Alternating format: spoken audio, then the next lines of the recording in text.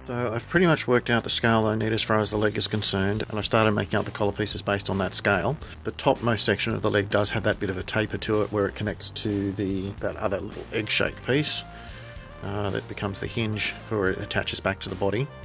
At the moment this is all friction joined into place, but that top bit does actually come off. So that's where I'm going to start working out the sculpting as far as these other pieces are concerned, and they'll end up being cast pieces. So now that I've got a prototype piece that I'm going to use as a basis for the other two legs that I need, I'm going to go back to the main body piece and start trimming back these bits that need to be removed and working out where the joinery of this is going to be so that it becomes one solid piece. And that way I can work out the other individually sculpted pieces that need to go on there as well. So there's going to be a piece around the cockpit section, there's a piece that goes underneath that sort of holds the gun or the heat ray, and then there's a piece that runs across the back to where the tail section sort of goes and the back leg. There's also the bits that come off the side, which sit underneath the main legs, which are kind of like spotlight sort of sections that sort of outrig off the sides there. The main strut piece for those legs is mounted off that piece as well.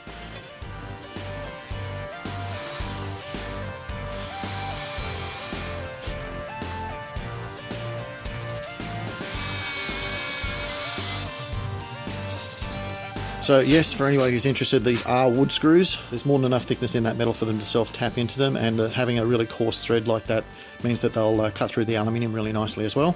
Because I'm doing this piece as a permanent join, I'm just going to cut these off on either side, and that'll make for invisible rivet sort of setup. And when I join the other pieces on the outside of it, any of those possibly exposed pieces will be completely hidden anyway.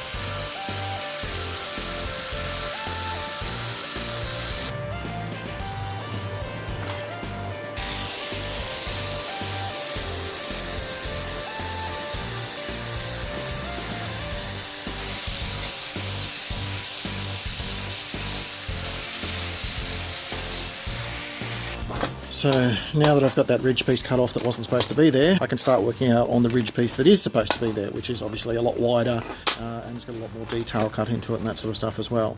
So we've got where it runs back to the tail section, and then these feature points are in there as well.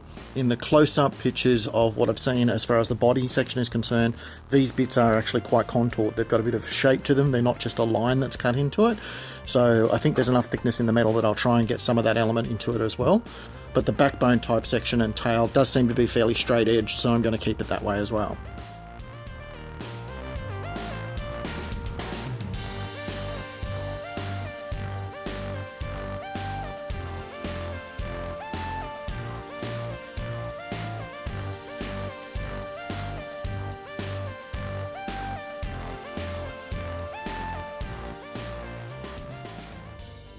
Now that I've got the piece cut out, I need to hammer it into shape.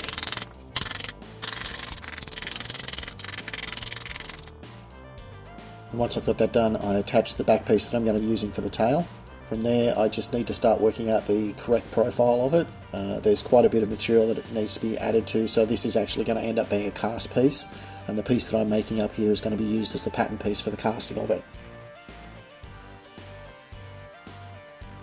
I'm just using the tape as a bit of a guide to work out how much area I need to fill in. And I'm just going to put a bridging piece in there so that I'm not using up as much of the resin putty. This is the resin putty that I've used in lots of different projects before. It sets very, very hard, and it can be drilled and tapped and sanded back, and it sticks to the metal really nicely as well, so it can be used for a bit of joinery and that sort of stuff as well when needed. It takes a bit of time for that stuff to set up, so whilst I'm waiting for it to harden, I'm just starting to work on the outrigger pieces. The little wooden balls that I've got there are about the right size, and you can see the pieces I've made up there just to add as a bit of framework for where I'm attaching it to the body, and mostly so that I've got something to sculpt back onto.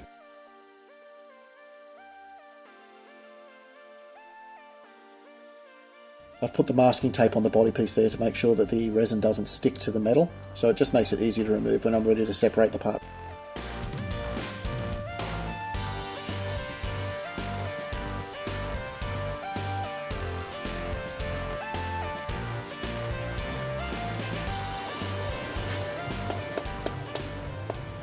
You can see there how it breaks off pretty easily, and that now gives me a piece that I can sort of backfill and sculpt up with the rest of the resin putty so that I can cast up that piece as well. So the piece for the spine is hardened up fairly well now, and I'm going to start thickening that up as well.